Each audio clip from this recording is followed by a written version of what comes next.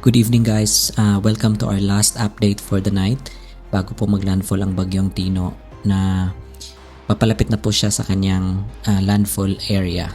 Now, pakinggan lang natin yung report ng Pag-asa, yung latest update nila from 5 PM regarding the location at kung ano yung direction ng bagyong si Tino ngayon at the moment.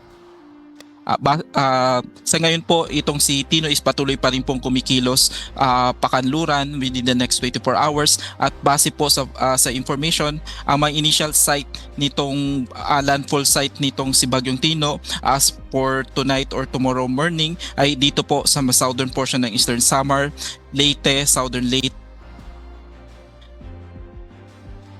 po itong si Bagyong Tino dito sa may Visayas patungo sa may Northern Palawan at lalabas ng ating kalupaan dito sa West Philippine Sea by Wednesday afternoon at lalabas po ng ating PAR by Thursday morning. At hindi po natin naalis yung posibilidad na mag-rapid intensify pa po ito bago mag-landfall dito sa may eastern section ng ating bansa. At after landfall ay maaari po itong makaranas ng slightly na paghina dahil po sa interaction ng bagyo dito sa makalupaan sa Visayas at maaari niya rin pong ma-maintain yung typhoon category. So based doon sa sinabi ng reporter, based sa mga reports nila lately throughout the day, ang sabi ng reporter kasi, ang bagyong Tino ay located east-southeast of Giwan, Eastern Samar. Now, i-clarify lang natin bakit point of reference nila palagi yung Giwan. Explain ko lang na itong Giwan area na ito, nandito po kasi yung radar ng Pag-asa.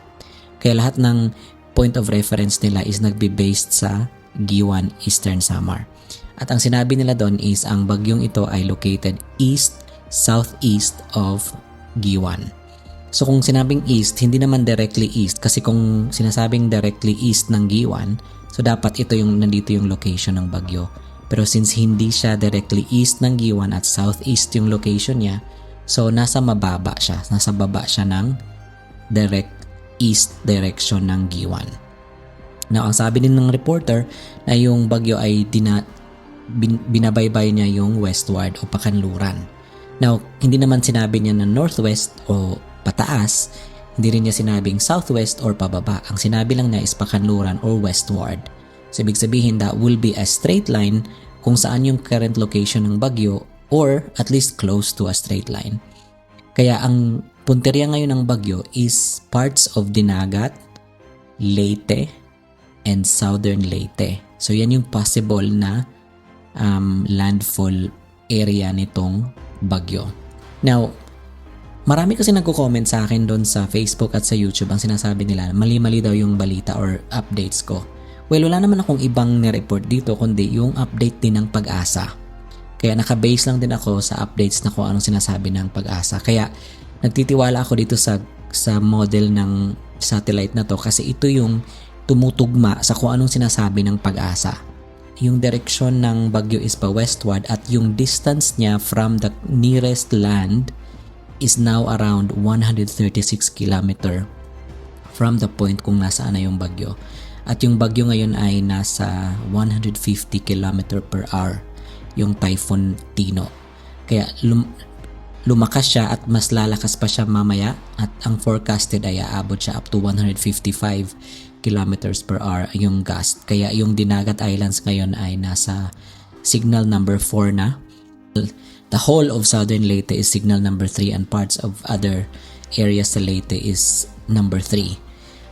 Yung ibang area naman nasa signal number 2. Possible na kung umakyat man yan o bumaba within this area na, within this cone of uncertainty siya, mag-change ng direction. But as of this moment, yung current location niya is nandito sa Southern Leyte.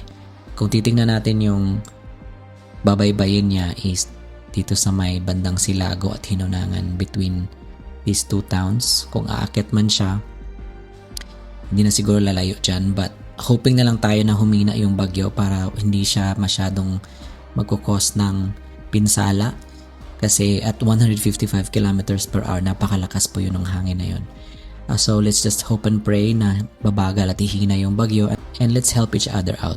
So thank you guys for listening in and God bless you all.